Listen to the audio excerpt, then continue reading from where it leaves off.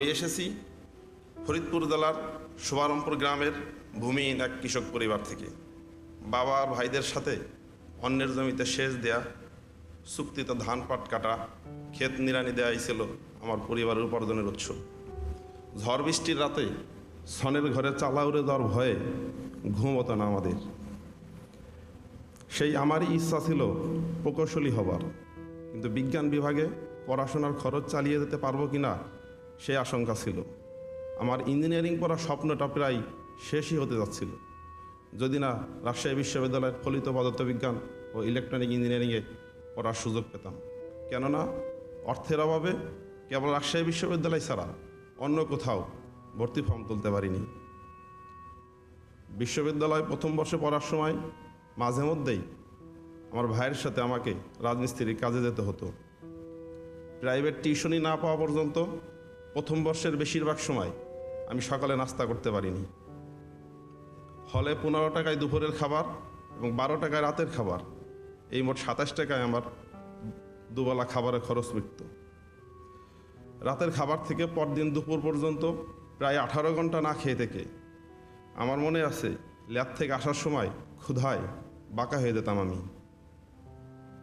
মাননীয় প্রধানমন্ত্রী, এমন একটা অনিশ্চিত জীবন থেকে উঠে এসে আজকে আপনার সামনে কথা বলার সুযোগ পেয়েছি বলে পরম করুণাময় মহান আল্লাহর নিকট লাখো কোটি শুকরিয়া।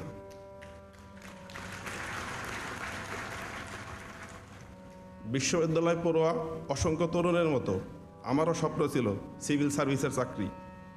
মাননীয় প্রধানমন্ত্রী, সরকারি চাকরি প্রাপ্তিতে আপনি মেধাকে সর্বোচ্চ অগ্রাধিকার দিয়ে নিরপেক্ষতা, স্বচ্ছতা ও যোগ্যতার মূল্যায়ন নিশ্চিত করেছেন।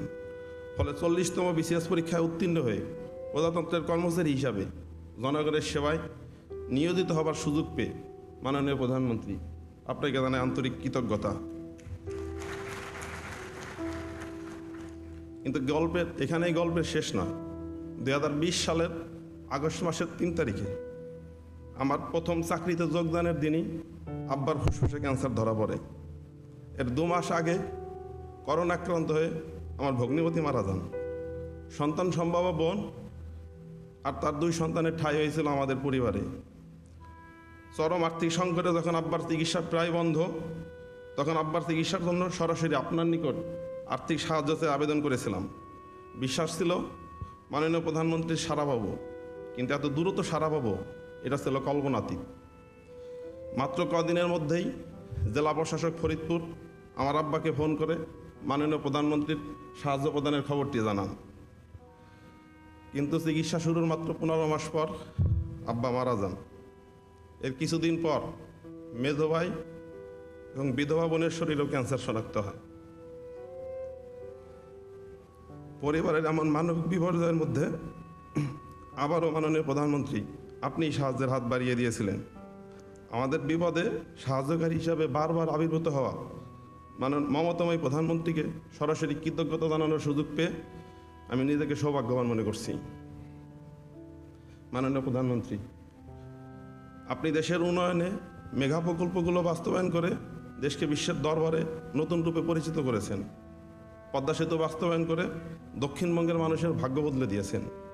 আমি গ্রামে যাই পদ্মা সেতু পাড়ি দিয়ে, অসুস্থ বাবাকে নিয়ে ফেরিতে পদ্মা পাড়ি দিয়ে ঢাকায় আসার পথে আব্বাকে বলতাম, আব্বা আর কটা দিন কষ্ট করেন, ইনশাআল্লাহ কেমোথেরাপির এই ধকল নিয়ে আপনাকে আর ফেরির জন্য অপেক্ষা করতে হবে না। এখন সেই প্রমত্ত পদ্মা এখন চোখের পলকে পার হয়ে যাওয়ার সময় আমি অনুভব করতে পারি আপনি কিভাবে দেশের মানুষের চিরায়ত দুঃখের গল্পগুলোকে আনন্দের আখ্যানে পরিণত করেছেন।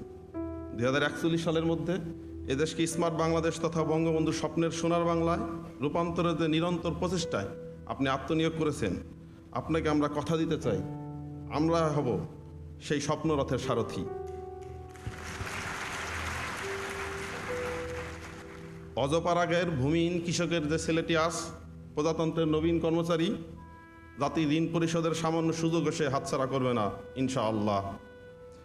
পরিশেষে মাননীয় প্রধানমন্ত্রী, জাতির পিতার স্বপ্নের সোনার বাংলা বিনির্মাণে নিজেকে যেন নিয়োজিত রাখতে পারি সেই দোয়া ও আশীর্বাদ চেয়ে আমার বক্তব্য এখানে শেষ করছি।